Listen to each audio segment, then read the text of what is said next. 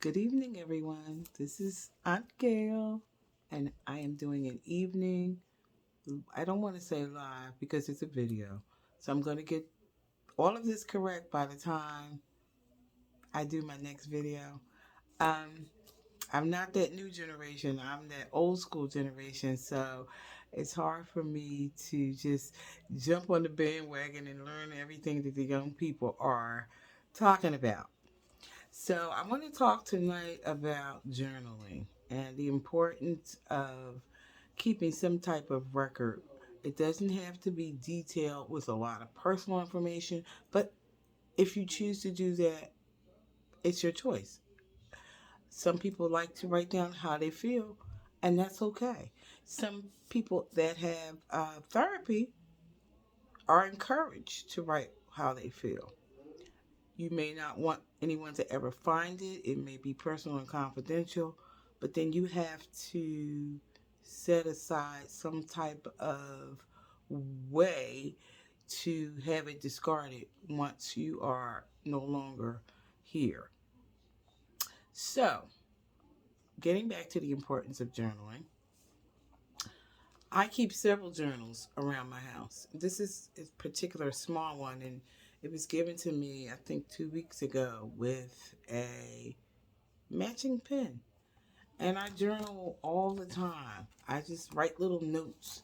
Sometimes, if I come across a new word that I hear someone say, I'll write it down, I'll look it up, I'll define it because I like to learn new words. I've always loved English my entire life, and learning new words to me is so exciting. I may have mentioned that in a video a couple of videos ago where someone's used the word or the term myopic delusion.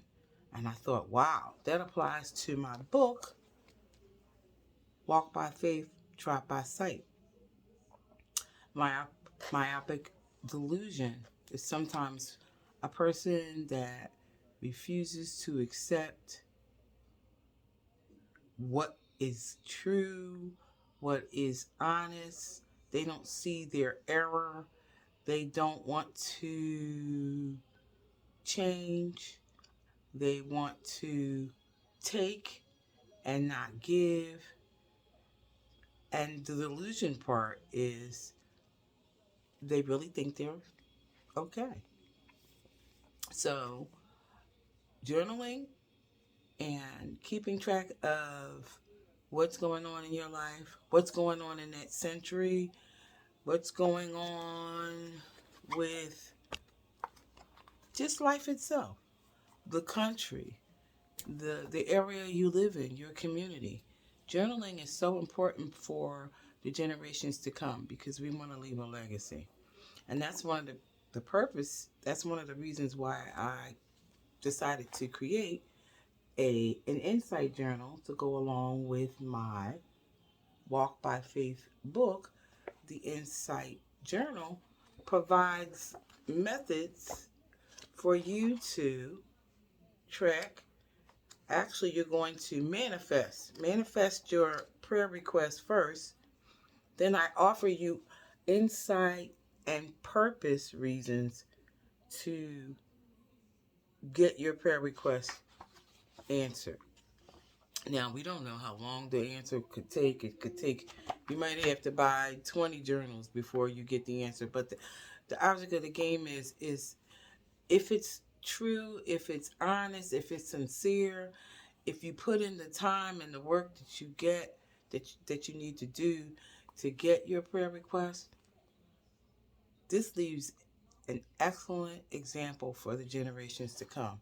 Say, for God forbid, we're no longer here on earth, we pass away, and they are cleaning out our house and they find these journals and they say, wow, our Gail really had a vision. She really wanted to help others.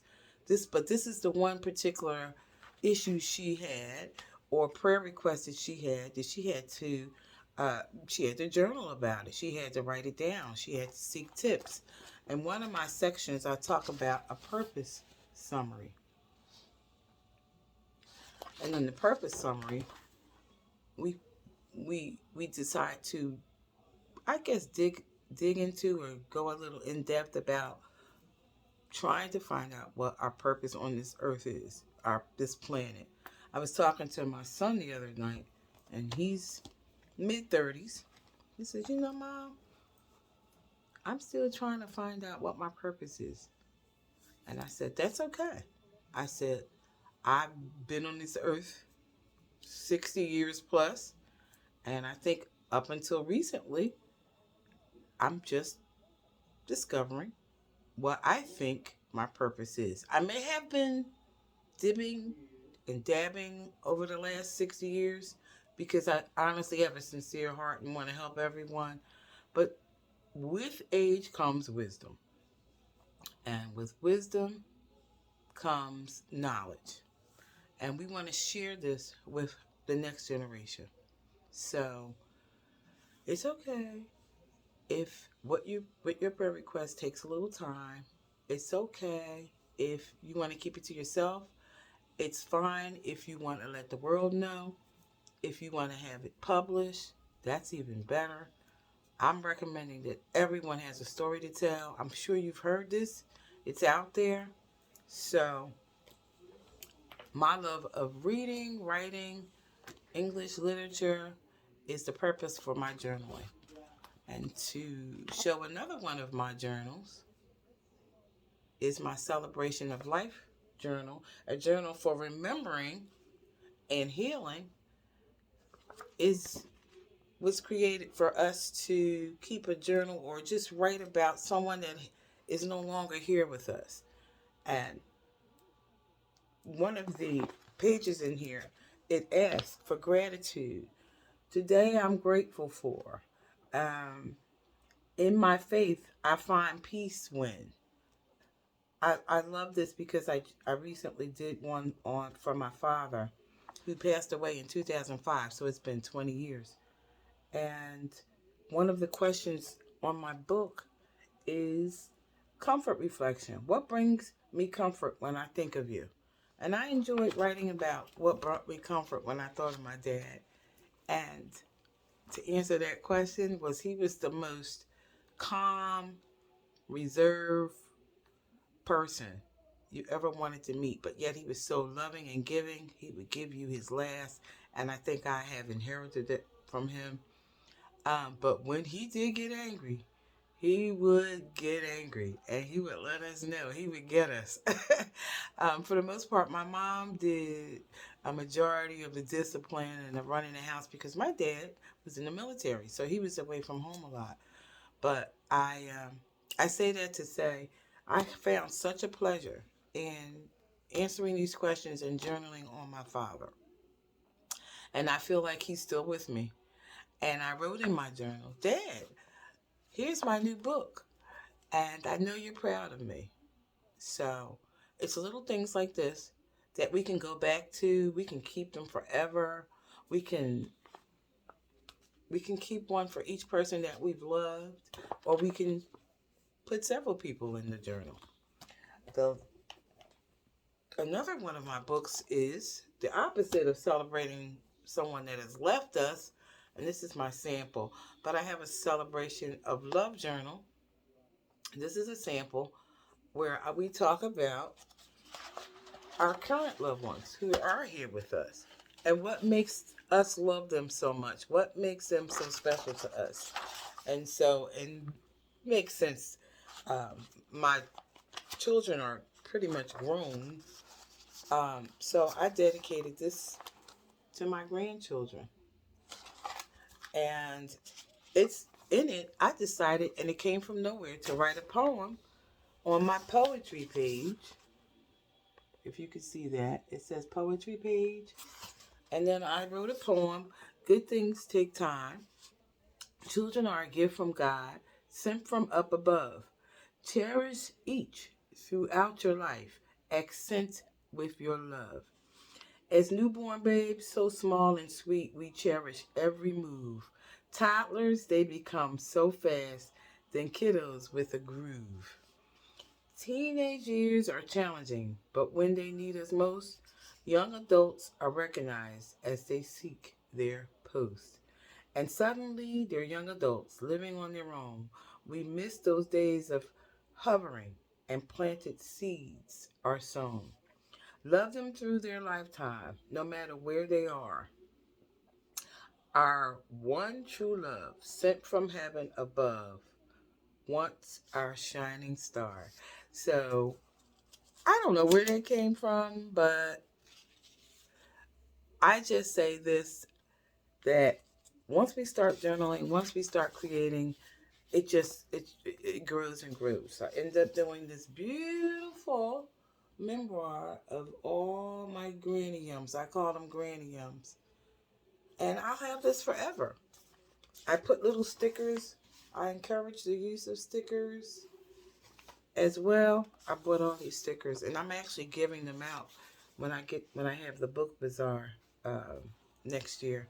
I have so many stickers, and then I have like their names and their dates of birth, and special occasions that I reflect on: babysitting, family trips, church events, parks, playgrounds, and birthday parties. So it's little things like this that we can keep sacred in our lives forever.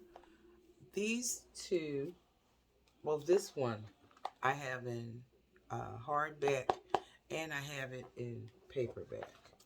So this is a little softer and more flexible. I didn't make this one in paperback because I'm still debating on whether I want to do that or not. Last but not least is my I Remember When scrapbook, hardback. And notice it has all the good old days trinkets, like a pocket watch. And men back in the 1900s would have pocket watches to keep time. We didn't have cell phones with digital clocks. We had to use a pocket watch. So we had to actually learn time. And we would use our mason jars, where my mom and my aunts and my grandmother would spend hours in the kitchen um, boiling and making jam and figs off fig trees and pears, putting them in mason jars, and you could keep them forever, stored at room temperature. Our first music heard on an LP or a record, and we had to have a record player, a little thing that spins around with a needle. And sometimes if you rip the needle too fast, it would scratch your record. Our first method of communication, a rotary telephone. We didn't have cell phones. We didn't have cell phone towers. What is that? Um, the jam my mother would make and preserve it in a smaller mason jar. And look, the first cars that came out by Ford, the Model T. I think I actually expressed in here that the first transportation really was a horse and buggy, but this is the first car to be manufactured. So I really enjoyed this book because I reminisced. And that's one of the reasons I say I remember when. And let's get photogenic is because we're going to be putting some photos in this scrapbook. We're going to be uh, listening to what I have to say, which is the first means of transportation was a horse and a buggy. I'll further talk about the cars. Um, I don't know if anyone knows, but we watched a lot of Western TV, and we had cowboys and Indians, and we used to play cowboys and Indians when we were little. We didn't have all these video games. We didn't have all these electronic toys. Electronic, very minimal in our life. I played with Lincoln logs. We had to build houses. My brother and sister and we would cut furniture out of catalogs, like the Sears catalog, and take shoe boxes and create a house where our paper dolls or our Barbie dolls would live. And to us, that was hours and hours and hours of entertainment. So when we think about the good old days, we have to think about it's good to have memories. It brings a smile to my face. it makes me happy. It may even change my mood. Um, I hate to keep saying the word so I'm going to get better at this. But I have coloring pages in here, and so I used a turtle because I actually have turtles. And I've had them for about 15 years. I call one Tupac and one Biggie. So I have a turtle coloring page in here, and I note on here to be kind to animals. But one of my favorites, and that's probably be about all that I'll show, is um, I talk about the story behind quilting.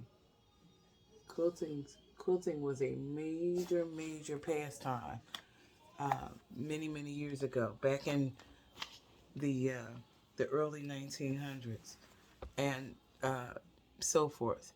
Quilting was used to pass time, where you would take old scrap and cut it up and sew it square by square to make a blanket to keep warm in the wintertime, or just to decorate something in your house. Quilting was a pastime used during slavery, uh, and they would actually, on the quilts, use symbols and give noops through the quilting to their ancestors so that they would know what to do. Or I think it helped some of them escape. I don't know if it was used by Harriet Tubman or any of them, but that may be something else that I look into as I get older. Is I would love to go and learn how to make a quilt. I do a lot of hand sewing. I make pillows and I crochet, but quilting is very much in my future. I know I'm gonna find some time for that. So I'm not gonna hold you long. I'm almost at 20 minutes, which is wow, a lot. But thank you for taking the time to listen to this entire video. And I hope you were able to learn something about my books. I Remember When, and Celebration of Love Journal, the Celebration of Life Journal for our loved ones that are passed on, and my current number one hit, Walking by Faith and Trotting by Sight. And I want to explain it too real quickly, that when I knew the word not walk by faith, not by sight, it's already out there. But I use the term trot by sight because that's the opposite of walking by faith. When we trot by sight, we try to go in there and fix it ourselves. And we don't let God provide the outcome. So lastly, but not leastly, is my journal insight on how to manifest your prayer request, what steps you can take to get it through and process, and discovering your purpose and getting out there and get going. We have to network. You have to be around people. We need people. During the pandemic, we weren't allowed to be around each other. And I think that was the worst thing that could ever happen, because God designed and created us to be around each other. So love one another and stick together and network. The more people you know, the greater chance you have of advancing to the next level. So, everyone have a good evening. It's 19 minutes and 5 seconds, and I'll talk to you the next time. Bye bye.